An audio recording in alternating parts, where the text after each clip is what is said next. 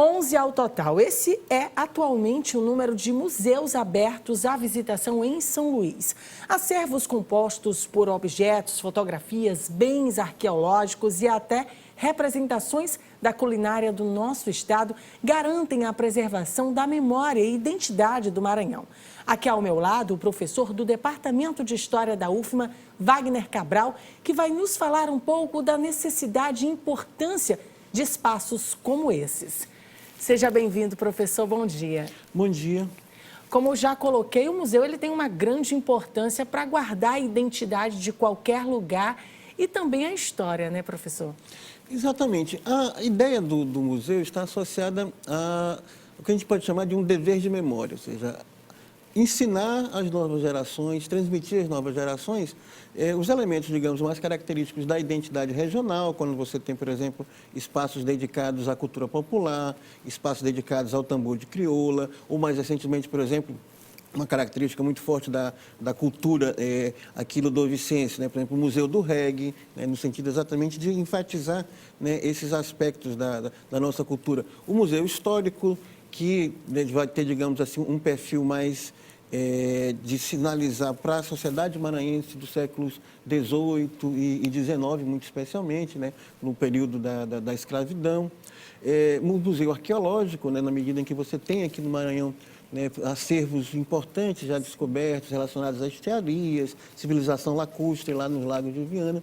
De maneira que, na sua diversidade, né, falando de cultura popular, falando da história, falando de arqueologia, os museus ajudam, né, exatamente a transmitir, né, a essas novas gerações, mas também, né, a turistas, visitantes do nosso estado, esses aspectos da nossa cultura e de como, né, o Maranhão foi sendo formado, sendo forjado ao longo do tempo. É interessante como os museus eles nos proporcionam a viajar literalmente no tempo, né? É diferente do que ler um livro, você está lá olhando e conhecendo a história de perto. Exatamente.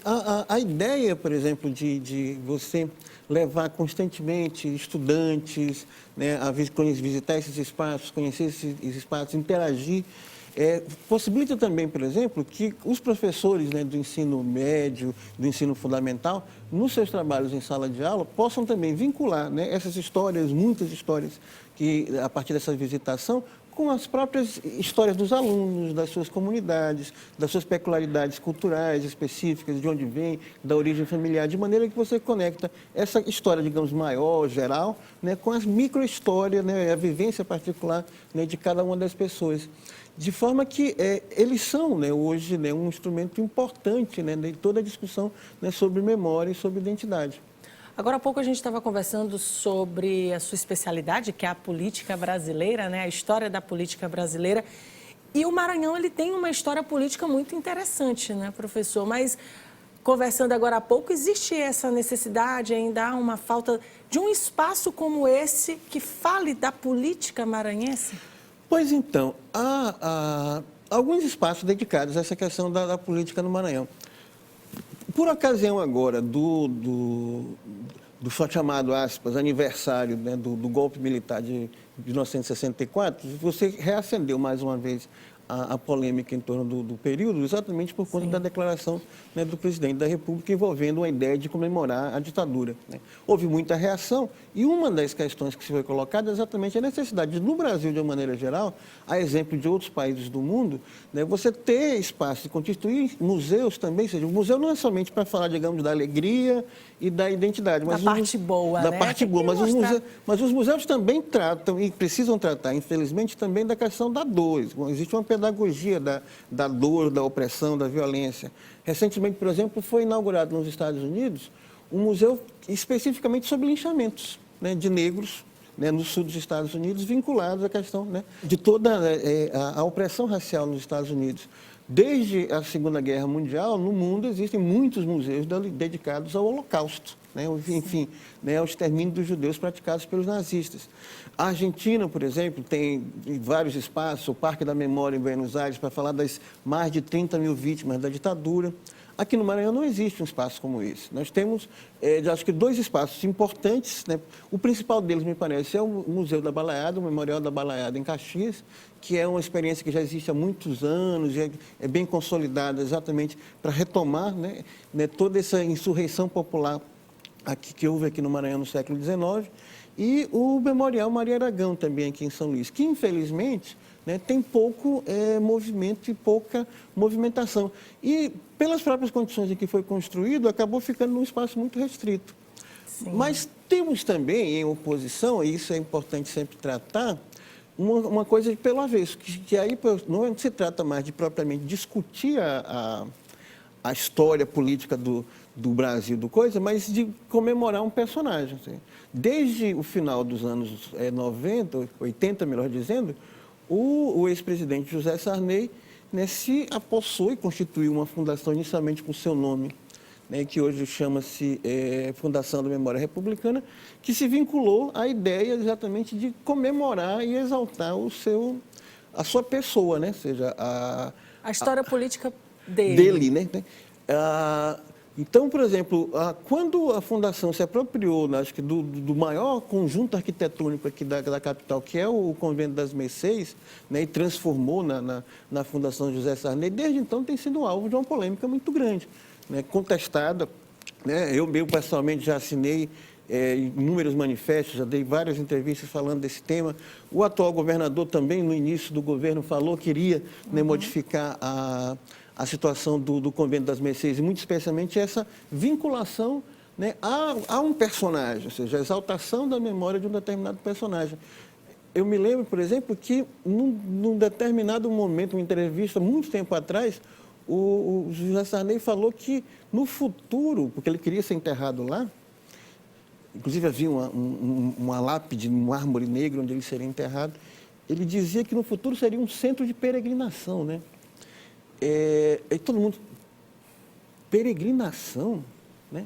E depois descobriram, né, foi por um acaso, jornalistas do UOL, se eu não estou enganado, da Folha de São Paulo, que havia, de fato, né, uma sala no Convento das Mercês com José Sarney, com a filha, com os filhos, a esposa e muitos amigos da família, todos retratados como se religiosos fossem. Né? Então, ele estava com a roupa de franciscano, outro com a Rosiana com a roupa de freira, outra com a de madre superiora, enfim.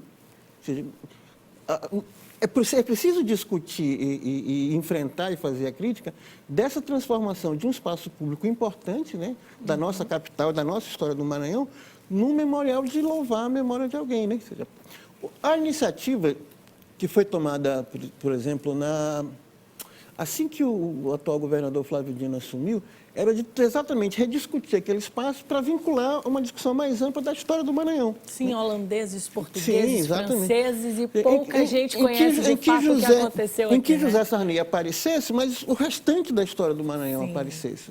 Você não vai suprimir José Sarney e nem o acervo dele da nossa história. Ninguém vai fazer isso. Mas é preciso dimensionar, né? E redimensionar, melhor dizendo, aquele espaço, no sentido de dedicá-lo à nossa história de uma maneira mais geral, ou seja, essas diferentes experiências, a partir da decolonização, como você acabou de lembrar, né? Toda a experiência de constituição aqui da nossa frágil sociedade no Maranhão, na sua multiplicidade de raças, na sua multiplicidade de culturas, as formas de resistência, né, popular que já houve aqui no nosso estado. O caso do Memorial da Balaiada é bem significativo nesse sentido. Aqui em São Luís, por exemplo, nós temos um dos movimentos políticos mais importantes, que foi a chamada greve de 51, que até hoje foi um marco, né? É um marco porque ela tem até hoje, digamos, a grande palavra, a grande expressão que designa a cidade do ponto de vista político. Quem nunca ouviu falar, né, que São Luís é chamada e famosa Ilha Rebelde, né, que sempre se revolta, né, contra as oligarquias e tudo mais. Essa expressão, ela existe desde 1951 por conta dessa grande greve. E nenhum espaço lembra, nenhum espaço evoca essa experiência. De maneira que o museu, portanto, ou seja, ele serve tanto para tratar dessa coisa da identidade, de fixar na memória esse aspecto, digamos, comemorativo e que é importante, fundamental, né, cultural, mas também tem esse elemento de denúncia e de crítica. Então, dessa tensão, né, e dessa necessidade que surge a questão dos museus. Muito obrigada pela participação, professor. Muito obrigado, bom dia a todos e a todas. E no próximo bloco você vai ver, mercado de beleza masculina cresce cerca de 69,7% nos últimos 5 anos. É daqui a pouco. A gente volta já já.